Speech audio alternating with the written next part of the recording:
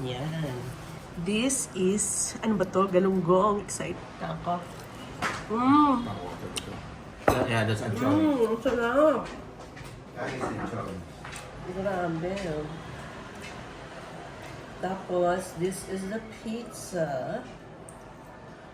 Oh my gosh. Fresh mozzarella. Ang laki ng...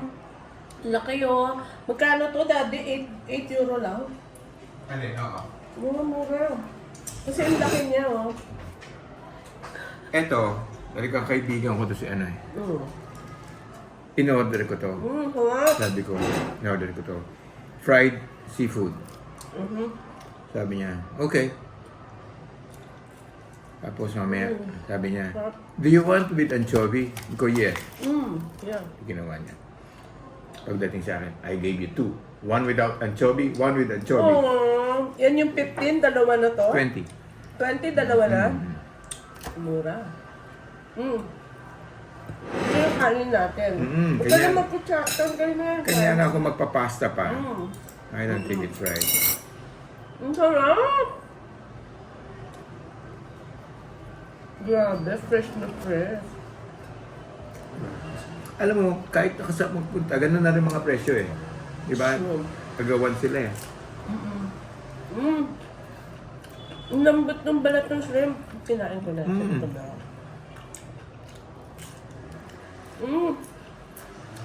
Uy, sarap. The best! Ayoko na umalis dito. Eto lang katapat niya. Parang yung mga pag sa Pilipinas na lasa ng mga seafood, no? Pero, ang sarap. Eto pa. Huwag mo muna tagtarin pa. Hindi Hindi, naman. konti lang. Hirap ko na. Ito, the famous octopus. Octopus ba to? Squid. Mga ito sila may ganyan, no? Sarap.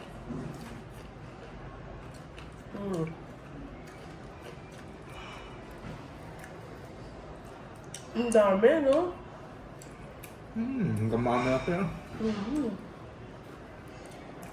Huwag na tayo magluto. Bilhin tayo. Mas masarap sila magluto, eh. May pagsawa na.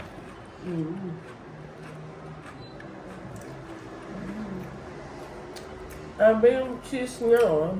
Yung tutunaw. Mozzarella na fresh.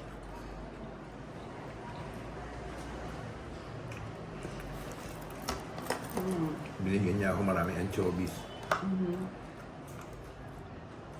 Ito ang sarap. Parang, ano ba ito? Galunggong. Parang ganun. Tsaka iba yung lasa niya, eh. Tapos parang, wala silang nilalagay na maraming salt. Pero ang sarap ng lasa niya. No? Hindi mo kailangan magtoyo o magpatis. Yung pinaka-freshness niya yung sarap.